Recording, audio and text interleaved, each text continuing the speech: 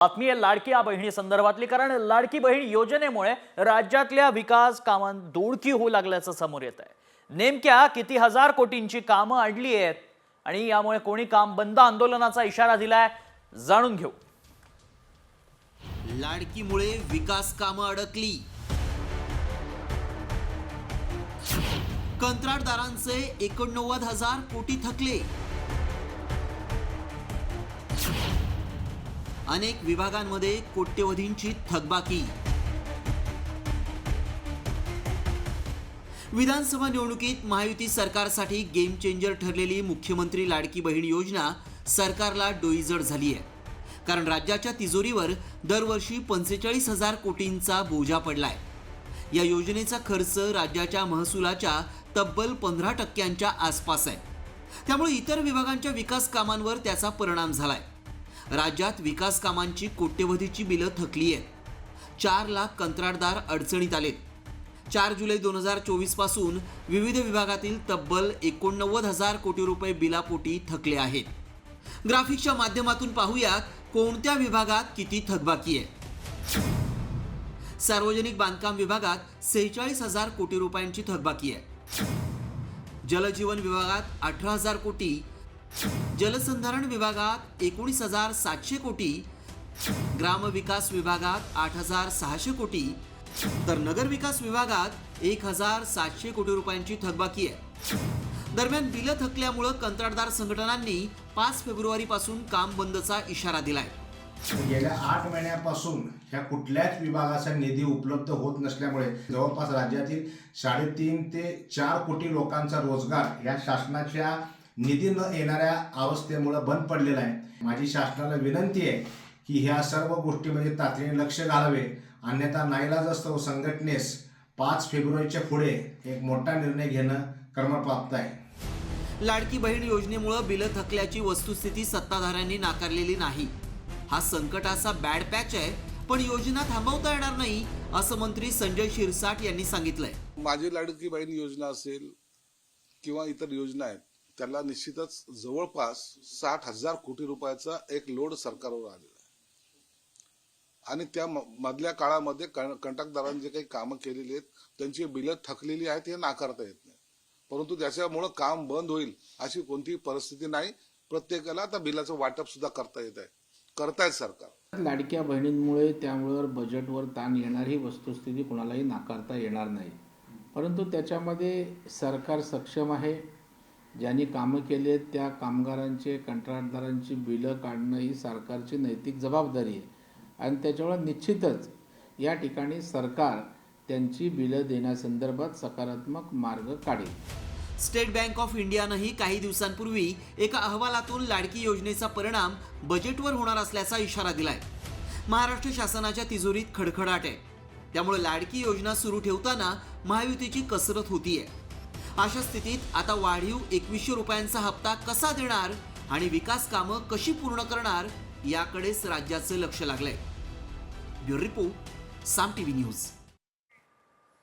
त्यामुळे आता यावर काय उपाय केला जातो, काय उपाययोजना केल्या जातात ते पाहणे देखील तितकंच महत्त्वाचं असणार आहे।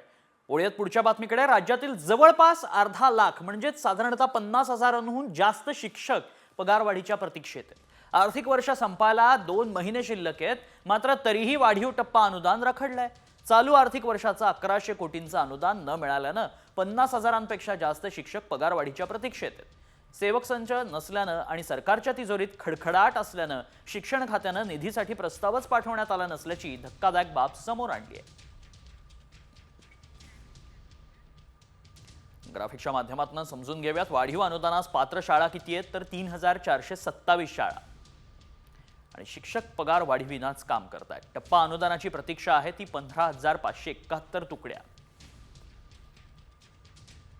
पगार वाढीतील अंदाजे शिक्षक आहेत 51,000। वाढीव टप्प्यासाठी अपेक्षित निधी आहे 1100 कोटी रुपये।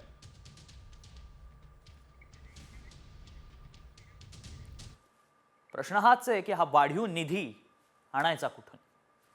पुढची बातमी। मराठी भाषा संवर्धनासाठी राज्य सरकारनं मोठा निर्णय घेतलाय। आता सर्वच शासकीय, निमशासकीय आणि महानगरपालिका कार्यालयांमध्ये मराठी बोलणं हे अनिवार्य असेल।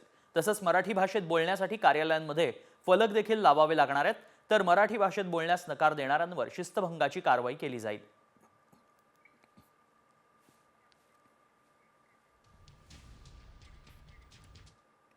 महाराष्ट्रात मराठीत चालणार मराठी भाषेचा अनादर करणाऱ्यांची दादागिरी आता ठेचून काढली जाणार आहे. मराठी भाषा मंत्री उदय सामंत या संदर्भात लवकरच राज्यातील सर्व पोलीस अधीक्षकांची बैठक घेतील. मराठी भाषा विभाग आणि राज्यातील पोलीस अधिकारी या बैठकीत सहभागी होतील. मराठी भाषेच्या संवर्धनासाठी तसंच मराठी माणसांवर होणाऱ्या अन्यायाबाबत ठोस पावलं उचलली जाणार आहे.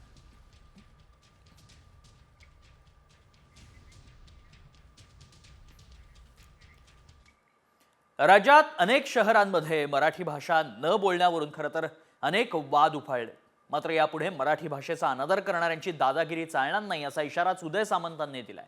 त्यामुळे आता ही कशी अंमलबजावणी होते, कारवाई कशी होते ते देखील पाहणं महत्त्वाचं असेल.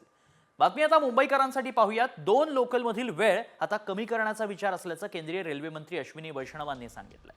2 लोकलमधील जो वेळ लागतो तो 180 सेकंदांचा आहे. त्याला आधी 150 सेकंद आणि त्यानंतर 120 सेकंदांपर्यंत आणण्यावर आमचा प्रयत्न आहे. तर गर्दी कमी करण्यासाठी लोकल वाढवण्याची गरज असल्याचं देखील त्यांनी स्पष्ट केलंय. 2 गाड़ियों के बीच में जो टाइम होता है उसको कहते हैं हेडवे, राइट. एक के बाद एक दूसरी गाड़ी चलानी है अपने को, तो हेडवे अभी 180 सेकंड का है. उसको कैसे 150 सेकंड करें, फिर 120 सेकंड करें, राइट. उससे ज़्यादा गाड़ी आप सर्विसेज ज़्यादा चला सकते हो, उससे भीड़ कम होगी. महाराष्ट्र केसरी स्पर्धा पंचांच्या निर्णयामुळे वादात सापडली. महाराष्ट्र केसरीच्या मैदानात नेमकं काय घडलं? शिवराज राक्षेवर अन्याय झालाय का? जाणून घेऊ. राक्षेवर कारवाई, पंचांवर का नाही?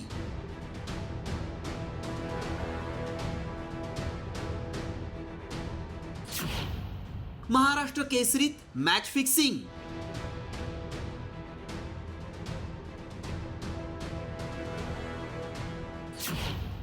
महाराष्ट्र केसरी स्पर्धाच बेकायदा.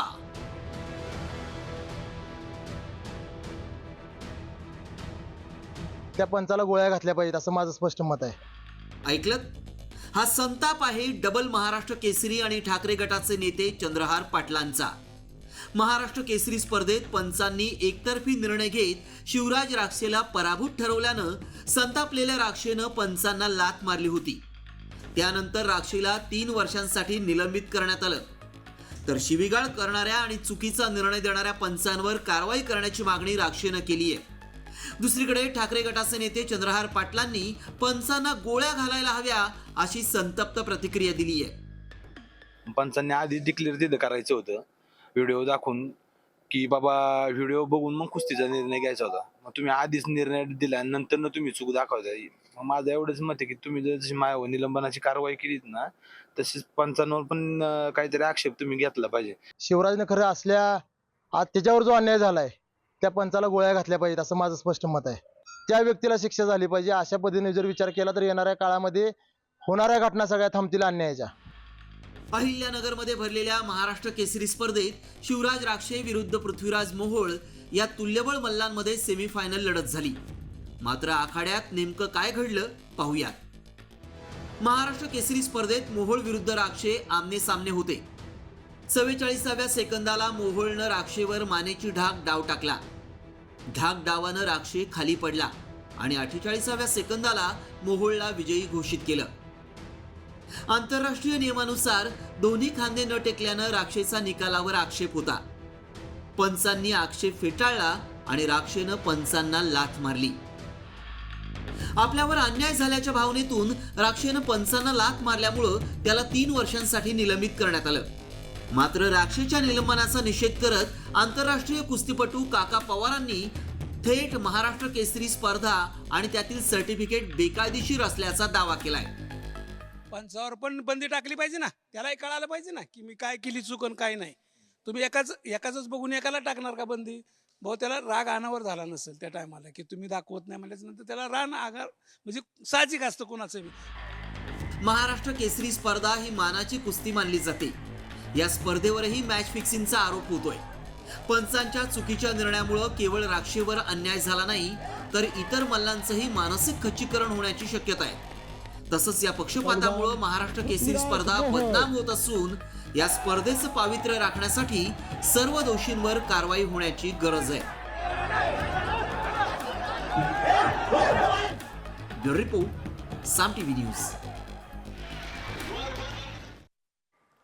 आणि या निमित्तानं राजकारणातील कुस्तीचे पंच आणि महाराष्ट्र केसरीच्या आखाड्यातील पंच चर्चेत आल्याचंही पाहायला मिळतंय. पुढची बातमी, शिर्डीतील दुहेरी हत्याकांड प्रकरणी एका संशयिताला पोलिसांनी ताब्यात घेतलं. साई संस्थांच्या 2 कर्मचाऱ्यांची अज्ञातानं चाकून भोसकून हत्या केली. 3 वेगवेगळ्या ठिकाणी तिघांवर चाकून हल्ला करण्यात आला. पहाटेच्या सुमारास ड्युटीवर जाताना हा हल्ला झाला.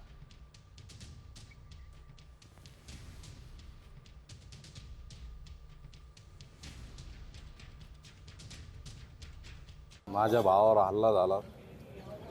सकाळी ड्युटीला चालले होते ते, त्यांची सकाळची ड्युटी होती.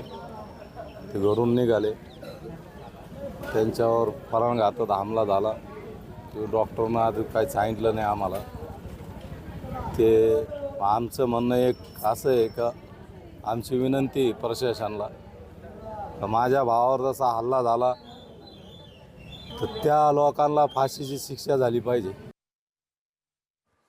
दरम्यान मोफत अन्नछत्रामुळे शिर्डीत गुन्हेगारी वाढली असल्याचा पुनरुच्चार मात्र सुजय विखे पाटलांनी केलाय.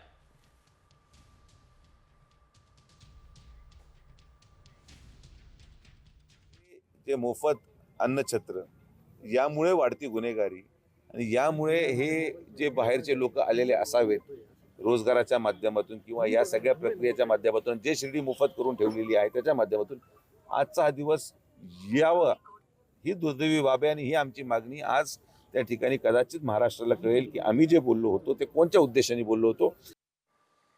पुढच्या बातमीकडे, अंबरनाथमध्ये भर दिवसा एका महिलेची चाकून भोसकून हत्या करण्यात आल्यानं खळबळ माजली.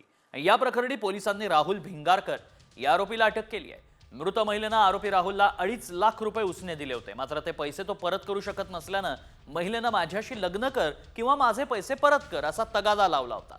यातूनच आरोपी राहुलनं तिची हत्या केली. या प्रकरणी आरोपीला अटक करण्यात आली असून त्याला उद्या कोर्टात हजर करण्यात येणार आहे. या हत्येचं प्रायमाफाशी प्राथमिकदर्शा जे रिझन आहे ते आर्थिक व्यवहारातून झालेले ही हत्या आहे. आरोपीने महिलेकडनं काही पैसे घेतलेले होते. त्या पैशाचा वापस करण्याचा तगादा लावल्यामुळे आणि ते पैसे वेळेवर न दिल्यामुळे दोघांमध्ये वाद निर्माण झाले होते. त्यातून ही हत्या झाल्याची प्रथमदर्शनी माहिती आहे. यामध्ये आरोपीला आम्ही ताब्यात घेतलेला आहे आणि अटकेची आणि एफआयआर दाखल करण्याची कारवाई चालू आहे. आणि आता बातमी येते साम टीव्हीच्या इम्पॅक्टची. एमपीएससीची प्रश्नपत्रिका 40 लाखांना विकण्याबाबतच्या धक्कादायक ऑडिओ क्लिप प्रकरणी मोठी कारवाई करण्यात आली आहे. मध्य प्रदेशातून एक महिला अधिकारीला अटक करण्यात आली असून ही महिला अधिकारीच सूत्रधार असल्याचा संशय व्यक्त करण्यात येतोय. या प्रकरणामध्ये पुणे पोलिसांनी भंडारा जिल्ह्यातून एका आरोपीला तर दुसऱ्याला मध्य प्रदेशातून अटक केली आहे. दोन्ही तरुणांनी काही विद्यार्थ्यांना फोन केल्याचं तपासातून निष्पन्न झालंय. एमपीएससी पूर्व परीक्षेच्या प्रश्नपत्रिका 40 लाख रुपयांना विकण्यात येत असल्याची धक्कादायक माहिती एका व्हायरल ऑडिओ क्लिपमधून पुढे आली होती. एका एजंटच्या संवादाची ही ऑडिओ क्लिप साम टीव्हीच्या हाती लागली. या एजंटनं किशोर बाळासाहेब जाधव या विद्यार्थ्याला फोन केला होता आणि एमपीएससीची प्रश्नपत्रिका हवी असल्यास थेट 40 लाख रुपयांची मागणी केली होती. आतापर्यंत एकूण 6 आरोपींना अटक करण्यात आली आहे.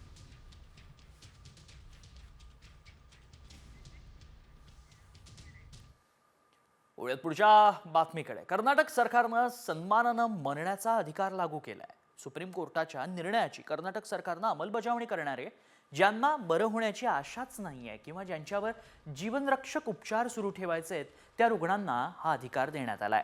हा कायदा लागू करणारं कर्नाटक हे आता देशातलं पहिलं राज्य ठरलंय. कर्नाटक सरकारनं खासगी आणि सरकारी रुग्णालयांसाठी हा आदेश जारी केलाय. ज्या रुग्णालयात अशा रुग्णांवर उपचार सुरू आहेत त्यांना हा आदेश लागू असेल. महाराष्ट्र, गोवा आणि केरळमध्ये या निर्देशाची अंमलबजावणी करण्याचं नियोजन सुरू असल्याचं तज्ज्ञांचंही म्हणणं आहे.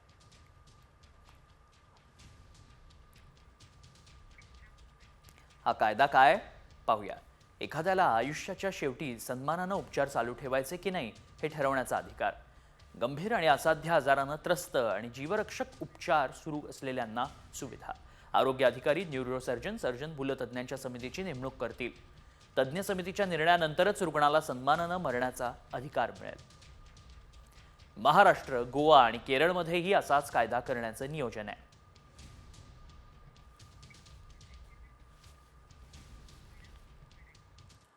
आणि आता बातमी येते पुण्यातनं, कारण पुण्यात जीबीएसचा कहर थांबायचं नाव घेत नाही. पुण्यात जीबीएस रुग्णसंख्या 158 वर जाऊन पोहोचली आहे आणि यातील 21 रुग्ण सध्या व्हेंटिलेटरवर आहेत. पुण्यात रविवारी 3 नवे रुग्ण आढळले. आतापर्यंत 5 जणांचा मृत्यू झालाय. प्रदूषित पाण्यानं रुग्णसंख्या वाढत असल्याची माहिती मिळतेय.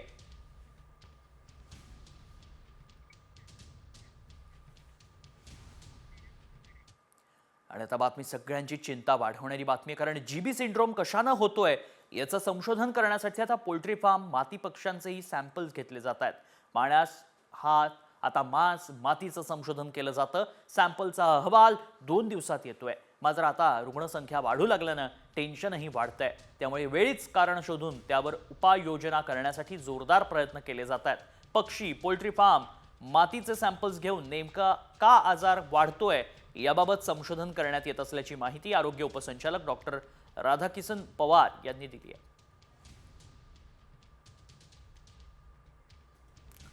त्यामुळे लवकरच निदान समजलं झालं तर त्यावरती उपचार देखील करता येतील. पोल्ट्री फार्म्स, मातीचं परीक्षण आणि पक्ष्यांचे सॅम्पल्स घेतले जातात. पुढच्या बातमीकडे. हार्ट अटॅक आल्यावर तुम्ही तुमचा जीव सहज वाचवू शकताय. केवळ एक गोळी तुम्हाला जीवदान देईल. हे आम्ही का म्हणतोय आणि कोणती आहे ती गोळी ज्यानं आपला जीव वाचू शकेल याची आम्ही पडताळणी केली. तेव्हा काय सत्य समोर आलं पाहूया. अगर किसी को हमारे सामने हार्ट अटैक हो रहा है, किसी तरह से हम कुछ कर सकते हैं कि थोड़ा डिले हो जाए, बच जाए कुछ? हार्ट अटैक हो रहा है इसका मतलब क्लॉट बन चुका. उस क्लॉट को डिसॉल्व करने के लिए हम लोग डिस्प्रिन देते हैं. वो एक टैबलेट, एक क्लोपिडोग्रोल करके गोली होता है 2 टैबलेट, और एक एटोर्वोस्टैटिन कोलेस्ट्रॉल की. ये 3 को चबा के खा लेना चाहिए. ऐकलत? हार्ट अटॅक आल्यावर मोठ्या धोक्यापासून तुम्हाला डिस्प्रिन गोळी वाचू शकते असा दावा करण्यात आलाय. खरंच या दाव्यात तथ्य आहे का? एक गोळी इतकी फायदेशीर आहे का? कारण लाखो लोकांना हार्टचा प्रॉब्लेम आहे. त्यामुळे या दाव्यात तथ्य असल्यास अनेकांना फायदा होऊ शकतो. मात्र या दाव्याची सत्यता जाणून घेणं गरजेचं आहे. डिस्प्रिन गोळी हार्ट अटॅक पासून वाचवणार.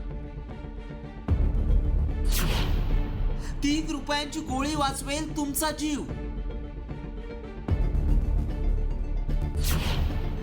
व्हायरल व्हिडिओ मागचं सत्य काय? हा व्हिडिओ पुन्हा एकदा ऐका. हार्ट अटैक हो रहा है इसका मतलब क्लॉट बन चुका. उस क्लॉट को डिसॉल्व करने के लिए हम लोग डिस्प्रिन देते हैं. डिस्प्रिन या गोळीमुळे रक्ताच्या झालेल्या गाठी विरघळून जातात आणि रक्तप्रवाह जोरात होऊन हार्टमुळे पुढील धोका कमी होतो असा दावा करण्यात आलाय. या दाव्यात तथ्य असल्यास अनेकांना फायदा होऊ शकतो. त्यामुळे ही माहिती जाणून घेणं गरजेचं आहे. याबद्दल अधिक माहिती हार्ट स्पेशलिस्ट देऊ शकतात. आमचे प्रतिनिधी एक्सपर्टना भेटले, त्यांना व्हायरल व्हिडिओ दाखवला आणि यामागचं सत्य जाणून घेतलं. ॲक्यूट हार्ट अटॅक आल्यानंतर जर आपण इमिजिएटली डिस्प्रिन नावाची टॅबलेट जर घेतली तर डेफिनेटली बऱ्याच प्रमाणात अटॅकची इनिशियल ट्रीटमेंट होऊ शकते. त्याच्यामुळे अटॅक आल्यानंतर आपल्याला हॉस्पिटलमध्ये पोहोचण्याच्या अगोदर डिस्प्रिन जर आपल्याकडे असेल तर ते घेणं फार महत्त्वाचं आहे. ह्याच्यामध्ये एक लक्षात असं घ्यायचं की डिस्प्रिन घेतलं म्हणजे अटॅक पूर्णपणे निघून झाल्यानं मला पुढच्या ट्रीटमेंटची गरज नाही असं नाही आहे. तुम्ही डिस्प्रिन घेणे आणि लगोपाठ लगेच जवळच्या हॉस्पिटलमध्ये जाणे, ज्यामुळे आपल्याला पुढची ट्रीटमेंट होऊ शकते. त्यामुळं आमच्या पडताळणीत काय सत्य समोर आलं पाहूया. हार्ट अटॅक आल्यावर डिस्प्रिन गोळी घ्यावी. डिस्प्रिनमुळे अटॅकवर तात्पुरती ट्रीटमेंट होते. डिस्प्रिनमुळे ब्लॉकेजेस काही प्रमाणात कमी होतात. डिस्प्रिन गोळी चावून खाल्ल्यास उपयुक्त ठरते. गोळी खाल्ल्यानंतर तातडीनं उपचार घेणं गरजेचं आहे. डिस्प्रिन टॅबलेट ही 300 मिलीग्रॅम घ्यावी आणि दातानं तोडून जिभेच्या खाली ठेवायची असं डॉक्टरांनी म्हटलंय. त्यामुळं आमच्या पडताळणीत हा दावा सत्य ठरलाय. तसंच ॲस्प्रिन गोळी ही हार्ट अटॅक आल्यावर फायदेशीर ठरू शकते. तरी देखील तुम्ही डॉक्टरांचा सल्ला घ्या. ब्युरो रिपोर्ट, साम टीव्ही न्यूज. आणि एक महत्वाची बातमी समोर येते, कारण मुंबईत साकीनाका परिसरामध्ये भीषण आग लागली आहे. पाईपलाईन रोडवरील दुकानामध्ये अग्नितांडव सुरू झालंय. दुकानाच्या आजूबाजूचा परिसर रिकामा करण्यात आलाय. सध्या आगीवर नियंत्रण मिळवण्याचे प्रयत्न सुरू आहेत. गेल्या काही दिवसात सातत्यानं आगीच्या घटना घडताना पाहायला मिळत आहेत. BKC मध्ये देखील नुकतीच आग लागल्याचं पाहायला मिळालं होतं आणि आता मुंबईतल्या साकीनाका परिसरात भीषण आग लागली आहे. अग्नितांडव सुरू आहे. पाईपलाईन रोडवरील दुकानामध्ये प्रचंड आग लागल्याचं पाहायला मिळतंय. दुकानाच्या आजूबाजूचा परिसर देखील रिकामा करण्यात आलाय. एवढी भीषण आग लागली. एक्सक्लुझिव्ह दृश्य आपण साम टीव्हीवर पाहतोय आणि आगीवर नियंत्रण मिळवण्याचे प्रयत्न सध्या केले जात आहेत. फायर ब्रिगेडच्या गाड्या घटनास्थळी रवाना करण्यात आल्या आहेत. मात्र आग मोठी आहे, त्यामुळे त्यावर नियंत्रण मिळवताना शर्थीचे प्रयत्न अग्निशमन दलाला करावे लागत आहेत. मोठी बातमी आत्ताची आपण पाहतोय. आगीवर नियंत्रण मिळवण्याचे प्रयत्न एकीकडे सुरू आहेत, मात्र आग प्रचंड मोठी आहे.